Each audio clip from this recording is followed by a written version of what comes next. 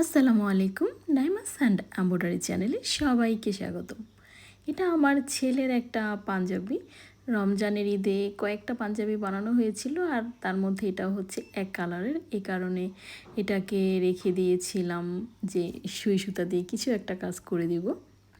একদমই পাতলা একটা কাপড়, তো এর মধ্যে আমার না ফ্রেমটা আটকাতে ভয় লাগছিল। তো সারাদিন বেধম বৃষ্টি। তো ড্রেসিং টেবিলের ওই পাশটায় একটু আলো ছিল, যেহেতু বিকেল হয়ে গেছে তো ওখানেই বসেছিলাম। পরবর্তীতে দেখা গেল যে ওইখানে ক্যামেরাটা ঠিকঠাক মতো সেট করতে পারছিলাম না, ভালোভাবে দেখাতে পারছিলাম না যে কিভাবে করা হয়েছে ড্রয়িংটা বা সেলাইটা কিভাবে করব। তো ড্রয়িংটা আমি আসলে গতকাল রাতেই করে রেখেছিলাম, পেন্সিল দিয়ে করেছি যেহেতু খুবই পাতলা একটা কাপড়। যদি কলম দিয়ে ড্রয়িংটা করতাম তাহলে দেখা যেত সেলাই করার পর এটাকে ঘষে মেজে ড্রয়িংটা তুলতেই অবস্থা খারাপ হয়ে যেত। তাই পেন্সিল দিয়েই করেছি, যেটা আপনা আপনি উঠে যাবে। খুব একটা ওয়াশ করার সময় যে ডলাডলি করতে হবে ওরকম মনে হয় না প্রয়োজন হবে। আর কি সুতা দিয়ে করছি সেটা তো দেখিয়ে দিলাম।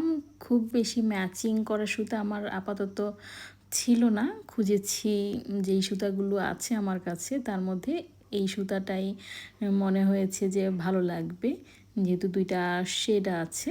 আর ড্রয়িংটা তো দেখাই যাচ্ছে একেবারে ইজি, শুধু ছোট ছোট করে লতা দিয়েছি, একটা এপাশ একটা ওপাশ করে।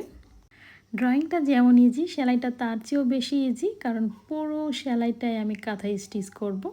মাঝারি সাইজের কাঁথা স্টিচ, খুব যে ছোট ছোট তাও না, আবার খুব বড় তাও না। আর কাপড়টা তো খুবই পাতলা, এই কারণে আর কি দেখতে মনে হচ্ছে সেলাইটা মনে হয় একটু ফুলে ফুলে আছে বা একটু বড় মনে হচ্ছে, কিন্তু না, সুতাটা একটু মোটা আর কাপড়টা একটু পাতলা, এই কারণে এরকম মনে হচ্ছে। তো প্রথমে ভেবেছিলাম এক নাল সুতা নিব, পরে দেখলাম না, দুই নাল সুতা নিলেই ভালো লাগবে, এই কারণে দুই নাল নিয়েছি। তো সেলাই করার পর মানে যখন লাস্ট ফিনিশিংটা ছিল তখন কিন্তু আমার বেশ ভালো লেগেছে। প্রথম দিকে সেলাই করার সময় মনে হচ্ছিল যে কেমন লাগছে, ভালো লাগবে কি লাগবে না। তবে মনে মনে একটা ছিল আমার যে না, ভালো লাগবে, কারণ এই ডিজাইনটা দিয়ে আমি অনেক বছর আগে মেবি 2006 বা 7 হবে, আমি একটা ফতুয়াতে কাজ করেছিলাম। সেই ফতুয়াটিতে এই ডিজাইনটা বেশ ভালো লেগেছিল। তো অনেক বছর পর আবার এই ডিজাইনটা হঠাৎ ফেসবুকে দেখলাম, একটা পাঞ্জাবিতে করা হয়েছে, কালো রঙের একটা পাঞ্জাবিতে। তো দেখে আমার সেই ডিজাইনটার কথা মনে পড়ে গেল যে এতদিন আগের আমার সেই ডিজাইন আবার ফেসবুকে কোথা থেকে আসলো। তো যাই হোক, আমি মনে হলো যে না, আমার ছেলের পাঞ্জাবিটা যেহেতু বানানো আছে, তো ঈদও সামনে, তো ওই কাজটা করে দিই, খুবই ইজি, খুব তাড়াতাড়ি হয়ে যাবে, 1-2 দিনে করে ফেলবো। তো ওয়াশ টোয়াশ করে আয়রন করে রেখে দিব, ঈদের দিন সকালবেলা নামাজ পড়ার সময় পরে যেতে পারবে। আর আগেই তো বললাম আজ প্রচুর বৃষ্টি হচ্ছে, শুধু আজ না, বেশ কয়েকদিন যাবতই প্রচুর বৃষ্টি হচ্ছে।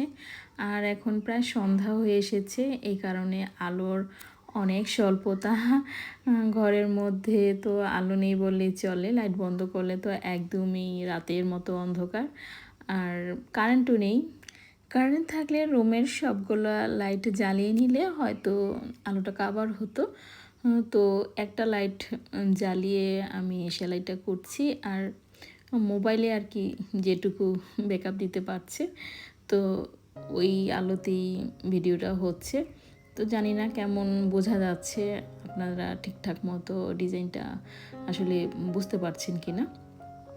তো ঠিকঠাক মতো যদি না বোঝা যায় তাহলে আমাকে অবশ্যই জানাতে পারেন, পরবর্তী ভিডিওগুলো তাহলে এত স্বল্প আলোতে আমি করব না। আর এই ডিজাইনটাতে যেহেতু ছোট্ট ছোট লতা, তো বারবার ফ্রেমটাকে ঘোরাতে হচ্ছে, এটাও একটা মানে খারাপ দিক ছিল। ক্যামেরার সামনে বারবার ফ্রেম ঘোরাতে গেলে আসলে ঠিকঠাক মতো বোঝানো যায় না ডিজাইনটা কীভাবে তোলা হচ্ছে। তবে এটা যেহেতু কাঁথা স্টিচ নর্মালি সবাই পারেন, তো মনে হয় না অত গভীরভাবে বোঝানোর কিছু আছে। তো বারবার যেহেতু ফ্রেমটা ঘুরিয়ে ঘুরিয়ে সেলাই করছি, তো আপনারা মনে হচ্ছে যে বুঝতে পারছেন এটা আসলে কিভাবে করা হচ্ছে। সেলাইটা ভালো লাগলে ভিডিওতে একটা লাইক দিতে ভুলবেন না। এ ধরনের আরও নতুন নতুন ডিজাইন পেতে আমার চ্যানেলটাকে সাবস্ক্রাইবও করে রাখতে পারেন।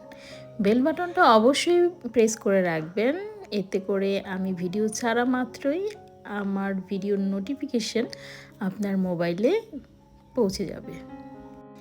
পাঞ্জাবির কাপড়ের সাথে সুতাটা কেমন ম্যাচিং হয়েছে, আপনাদের কাছে কেমন লাগছে সেটা আমাকে কিন্তু একটু জানাবেন দয়া করে।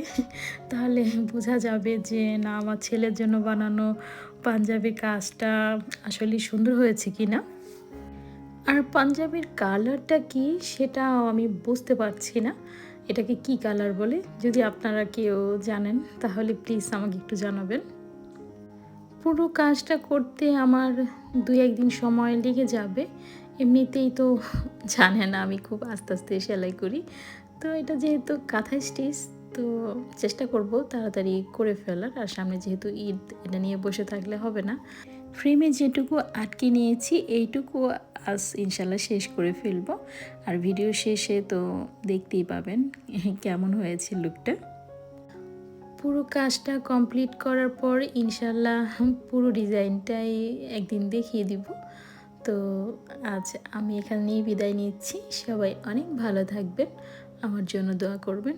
আল্লাহ হাফেজ, আসসালামু আলাইকুম।